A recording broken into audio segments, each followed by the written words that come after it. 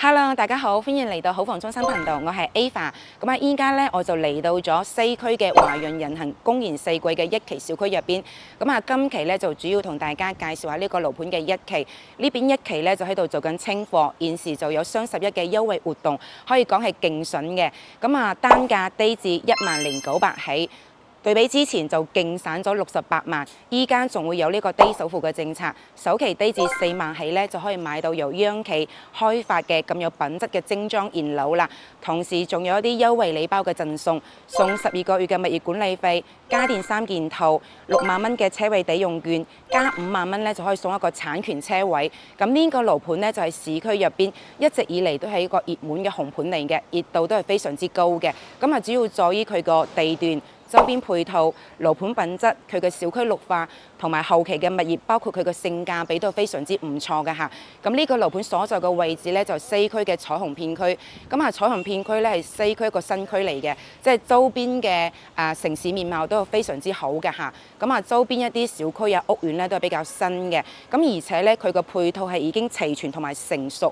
咁我哋講緊咧，佢周邊有幾大商場、有超市、有濕街市、有各類型嘅食肆，咁係有公園，有一啲省一級嘅學校，同埋有成個市區入邊，我哋叫最好嘅3甲醫院之一中醫院。咁啱先講緊呢啲所有嘅配套呢，由樓盤呢一度呢，全部都係行路就可以到達㗎啦。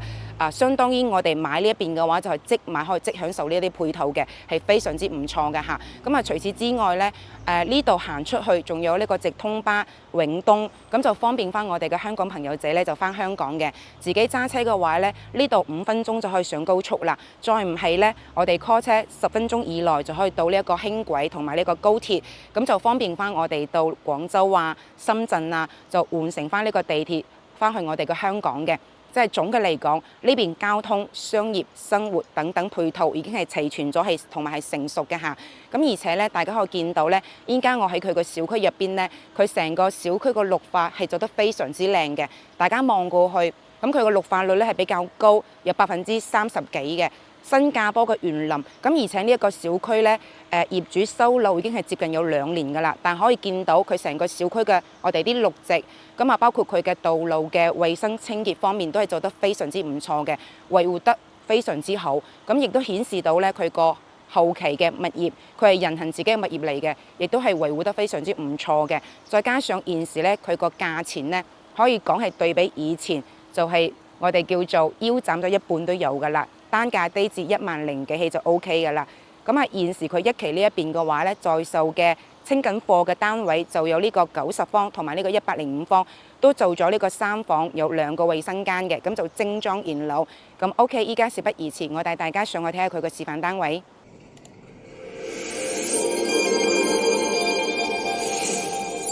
咁我依家咧就嚟到咗佢呢個90方嘅示範單位門口，佢呢邊一期咧全部都係板樓嘅結構嚟嘅，可以講係成個西區唯一一個係做咗板樓嘅。咁佢實際上咧一層咧都係2梯4戶嘅。咁依家我所在咧就係佢電梯廳嘅位置，咁呢邊咧就1梯2戶，跟住喺後邊咧有個連廊就通去另一邊，同樣都係1梯2戶嘅。一陣間咧我哋再去嗰邊睇睇。咁我哋就先睇睇佢呢個示範單位入邊嘅間隔。咁喺翻個大門出邊咧，佢就會有個門鈴嘅。咁佢呢個90方咧就做咗3房2衛，咁就帶呢一個精裝。跟住佢呢邊嘅話咧，大門入嚟就會有個玄關。咁大家見到呢一個大門同埋密碼鎖咧，就同2期有啲唔同嘅。呢個係交樓標準。佢呢個戶型個有個好處咧，就係個大門唔會直衝個客廳，會有個玄關個位。包括呢度咧都會留咗個位置係俾到大家做鞋櫃嘅。咁依家入到嚟咧，佢同樣都係嗰啲樹廳嘅設計。咁呢一邊個廚房咧，到時交樓呢度會有個趟門嘅，入邊嗰啲我哋硬裝咧，即係基礎硬裝係交樓標準嚟。到時我哋見到嗰啲櫥櫃啊、家電3件套咧，交樓嗰陣時都係會有嘅。同埋佢呢一個廳咧，喺個飯廳嘅上邊係已經做好咗呢個風管機㗎啦，即係自己個廳咧就唔使另外裝呢個冷氣嘅。咁佢呢邊個廳咧就係朝南。我哋叫做3開間朝南嘅。咁依家佢個示範單位咧係10棟，佢依家做緊活動嗰啲單位咧就喺我哋個8棟，就唔係賣緊呢一棟嘅嚇。咁8棟個位置咧，如果你買高少少，嗰邊就會更加開揚啦，樓間佢會比較遠。咁我哋可以先睇睇呢個間隔。嗱，大家可以見到咧，佢嗰啲趟門嘅用料都係雙層嘅隔音玻璃，比較有份量嘅。咁啊，包括咧大家可以見到咧呢啲牆身，佢用嘅係嗰啲增石漆嘅塗料，摸上係有嗰啲石材嘅質感嘅，都係比較好。佢呢度做咗咁多年啦，都好新淨嘅。包括佢呢一個陽台個圍欄啊，呢啲用料。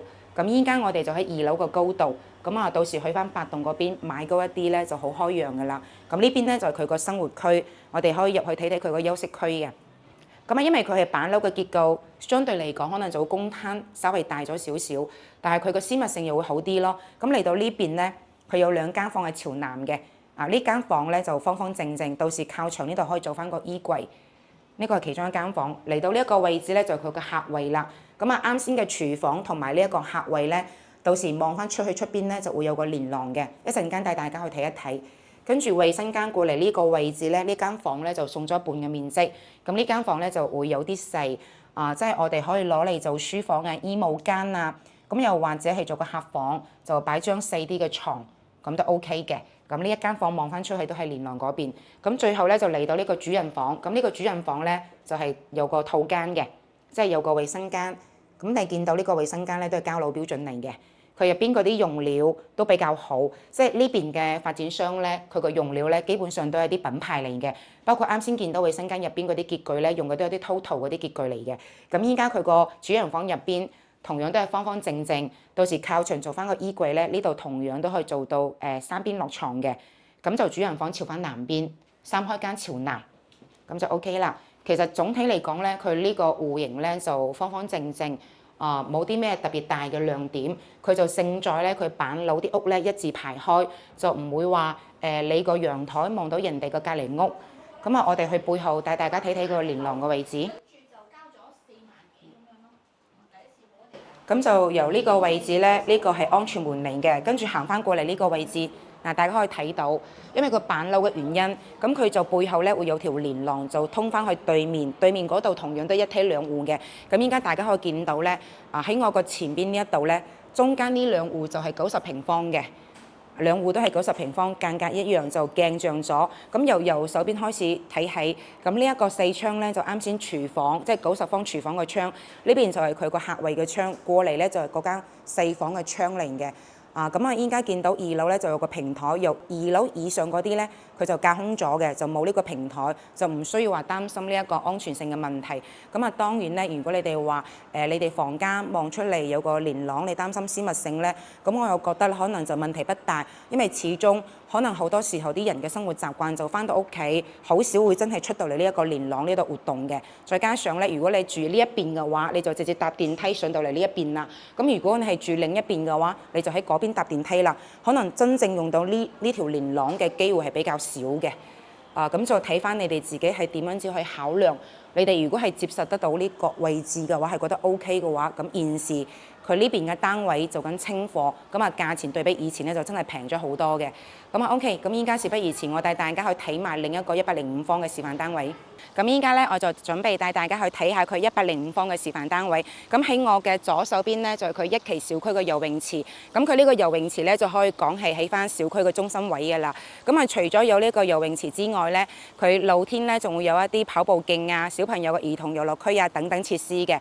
咁佢去到每棟樓嘅隔空層咧，仲會有啲飯會所嘅設施，即係例如我哋啱先睇嘅，我哋90方示範單位嗰個，我哋10棟，咁佢樓下咧就會有呢個健身室，有呢個小朋友嘅4點半學堂。咁去到其他棟咧，會有啲書吧啊、休閒區啊、童趣區啊、老年學堂等等設施。雖然話冇一個集中型嘅會所，但係佢去到每棟樓下咧都會有啲飯會所嘅。包括依家咧，大家可以睇到佢成個小區環境都非常之靚㗎嚇，入住2年啦，仲係維護得咁新淨。咁依家我哋嚟嘅咧就係呢個7棟，咁105方嘅示範單位咧就喺翻呢個7棟嘅，但係佢在售咧就唔係呢一棟，佢賣緊嘅咧就係佢個5棟啊或者後邊嘅1、2、3棟嘅位置。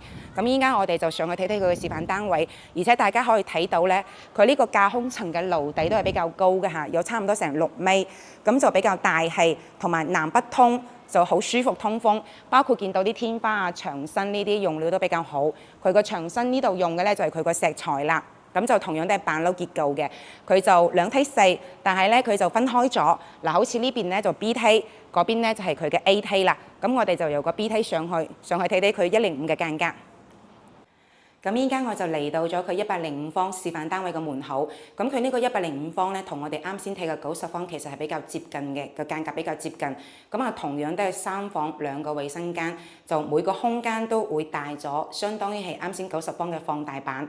咁由大門入嚟，同樣會有個玄關嘅，即係佢個大門就唔怕話衝到佢個客廳。咁呢個咧就會比較好啦，即係風水上嚟講嚇。咁而且明顯係比啱先90方咧，呢個玄關係闊咗嘅。呢度就保留咗個鞋櫃嘅位置。嗱，咁入到嚟咧，同樣都係樹廳嘅結構，大家可以睇一睇佢個開間就明顯比90方係闊咗噶啦。跟住再睇睇佢個廚房，同樣都係大咗嘅。咁就入邊嗰啲基礎硬裝咧，櫥櫃啊、3件套全部都係交樓標準。呢個廚房咧就可以擺到個雙開門個雪櫃，到時交樓咧就會有個趟門嘅。咁佢呢邊有啲咩唔同咧？對比啱先90方，啱先90方嘅廳個風管機咧就喺飯廳個位置嘅。咁佢呢邊咧，佢個廳個風管機咧就喺翻呢個客廳個位置，即係大家依家見到嗰啲燈帶啊、筒燈嗰啲咧都係交樓標準。咁由呢一個客廳走出嚟咧，佢就係佢個景觀陽台啦，同樣就會比啱先個90方咧係闊咗嘅，一樣都係南向。咁佢依家在售嗰啲單位咧，佢嗰啲呢個間隔全部望出去都係望小區花園嘅，5棟啊或者1、2、3棟都好，都可以望到小區嘅園林。我哋就入去睇睇佢個休息區。咁啊，同樣都動靜分區嘅嗬，比較經典嘅戶型啦。由呢度開始入嚟咧，就係佢個入邊嘅房間。咁我哋可以先睇呢一間房。嗱，呢一間房亦都係明顯比啱先90方大咗嘅。咁佢呢個設計咧就係個衣櫃係就喺側邊，就唔會話對到個床嘅。咁啊，嚟到呢個位置咧，我哋擺咗張米5嘅床之後，都仲可以3邊落床。咁啊，同樣呢間房都南向嘅，我哋叫做3開間朝南。呢個就同啱先90方嘅間隔有啲唔同啦。咁嚟到呢一邊咧，就係佢個客位。咁同樣呢個客位咧，就同啱先90方嗰個一樣，就望翻出去咧，就連廊個位置，即係佢依然都係嗰啲中間戶嚟嘅。咁嚟到呢一邊咧，就係佢我哋叫做送咗一半面積嘅房間。咁呢間房咧就送咗半面積嘅。呢個就好明顯會比啱先90方同樣位置嘅呢間房係大好多，大咗差唔多1/3嘅面積。咁啊，去到對面嚟到呢度最後咧就個主人房啦。嗱，佢個衛生間都係大好多嘅。衛生間入邊所有嘅嘢都係交樓標準。我哋嘅洗手盆、馬桶、花灑、水龍頭、淋浴嗰啲全部都係交樓標準嚟嘅。相當於我哋就係可以講係拎包入住啦。咁嚟到呢一個主人房咧，佢會留咗個位置俾大家去做一個衣櫃嘅。咁啊，呢個衣櫃個位咧，呢個牆咧就唔係主力牆嚟嘅。如果你哋話唔需要呢一個衣櫃位，你打咗呢個牆喺呢度攞平咧，咁啱先隔離嗰間房咧就變咗係長方形，就會大啲。跟住嚟到我哋呢一個主人房入邊咧，靠牆呢一邊咧，我哋依然仲可以做一排嘅到頂衣櫃。咁啊，米8嘅床都可以做到3邊落床，同埋佢個床尾同個牆之間呢個過道咧係比較闊嘅。咁啊，主人房依然都係朝南，咁我哋叫做3開間朝南咯。咁呢個就係我哋105方嘅間隔啦。就唔知大家睇完之後咧，係比較中意90方咧，定係呢一個105方咧？咁 OK，依家我帶大家落翻去小區入邊啦。咁啱先咧，我就帶大家睇咗依家就緊活動嘅2個單位，一個90平方，一個105方嘅間隔。咁喺戶型上邊咧，就可以講係中規中矩，有啲小缺陷，但係佢勝在喺翻呢個咁嘅地段咧，佢呢個價錢依家嚟講咧係勁筍嘅嚇，就勁慳咗68萬嘅，可以講係呢個區入邊咧係性價比最高嘅一個樓盤，因為我哋講緊咧。返香港佢又比較方便，行出去就有直通巴啦。而且佢周邊嘅配套咧已經係成熟咗嘅，我哋所有嘅配套衣食住行咧都係行路出去就可以到達㗎啦。咁啊呢個價位買到我哋呢個咁有質素嘅樓盤咧，可以講依家係最合適嘅時候啦，亦都係抄底嘅時候嘅。咁如果大家係對呢邊嘅一期有興趣嘅話，就可以私聊我 send 啲資料俾到大家，又或者可以約我時間，我哋就嚟到呢一度實地睇樓。咁啊，今期節目咧就到呢一度啦，我哋下一期見啦，拜拜。